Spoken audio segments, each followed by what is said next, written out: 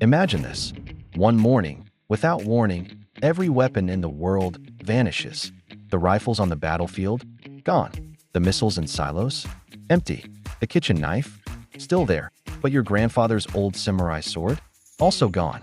In a single moment, 10,000 years of human obsession with sharp edges, loud booms, and explosive firepower erased. Would this be the dawn of a peaceful new era, or the beginning of something far stranger? Weapons have been with us longer than civilization itself. The very first tools we carved from stone, spears, axes, daggers, doubled as survival and as weapons. And today, we've stockpiled over 1 billion firearms, nuclear arsenals capable of ending civilization, and enough knives to outfit every kitchen and a few medieval reenactment societies.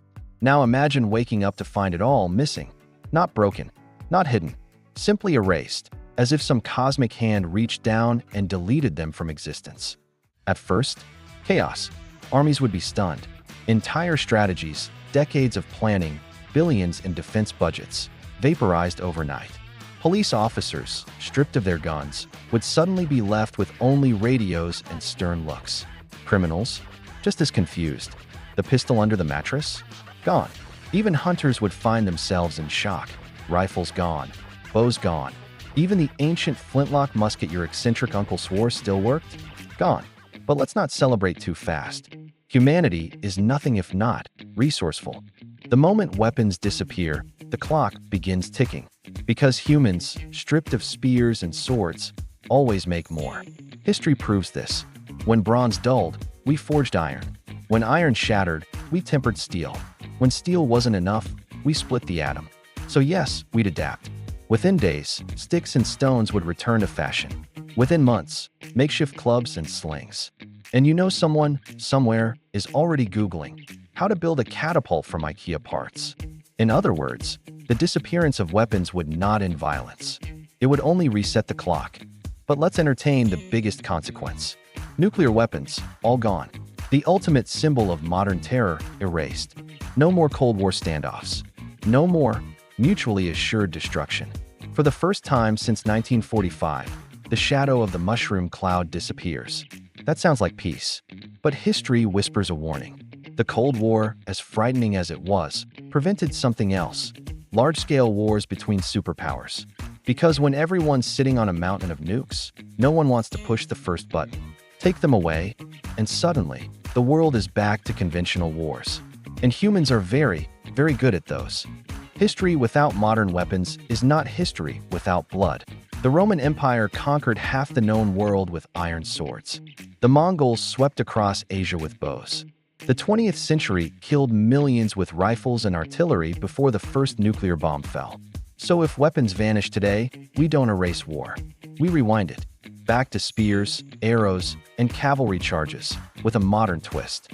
Because this time, humanity still has cars, drones, and industrial factories. And guess what? Factories that once made missiles can make spears. Thousands of spears. Every hour. So yes, we'd be back in the Middle Ages. Only with mass production. Step 1. Global militaries collapse into shock. Stock markets plummet. Defense industries flatline overnight. Step 2. Governments scramble to improvise. Suddenly, riot shields, tasers, and even sports equipment become state security tools.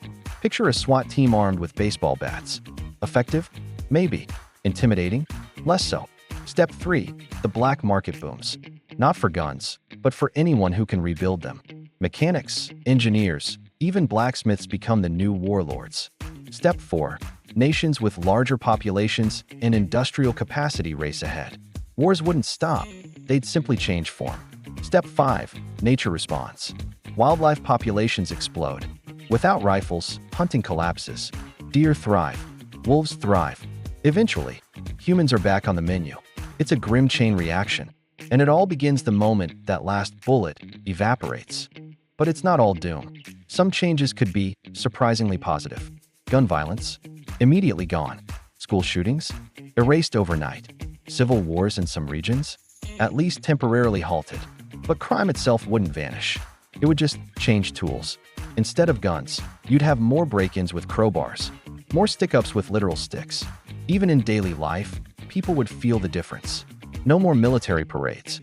No more national pride in the latest fighter jet.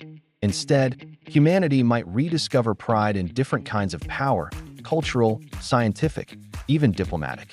And somewhere, right now, a group of blacksmiths would be smiling. Their time has finally come. The dream is seductive, a world where all weapons are gone. But here's the paradox. Weapons are not violence. They are tools for violence. Take them away, and human conflict doesn't disappear. It simply adapts. From Cain and Abel to World War II, our history proves this one truth. The desire to dominate is older than the sword itself. Still, for a brief moment, that first morning when all weapons vanish, the world would wake to silence. No gunfire, no bombs, no drills in the distance. And in that silence, maybe humanity would glimpse something rare, the fragile possibility of peace. If all weapons in the world disappeared, humanity would stand at a crossroads. On one side, a chance to build a new order, free from the constant threat of annihilation. On the other, the inevitability of our own ingenuity, the rapid return of new, improvised, perhaps even more terrifying weapons. Because ultimately, the disappearance of weapons does not erase the real danger. The real danger has always been us. So here's the question. If the tools of destruction vanish tomorrow, would humanity finally learn restraint? Or would we simply sharpen the next stone, waiting for history to begin again? What if, instead, it wasn't weapons that disappeared, but conflict itself?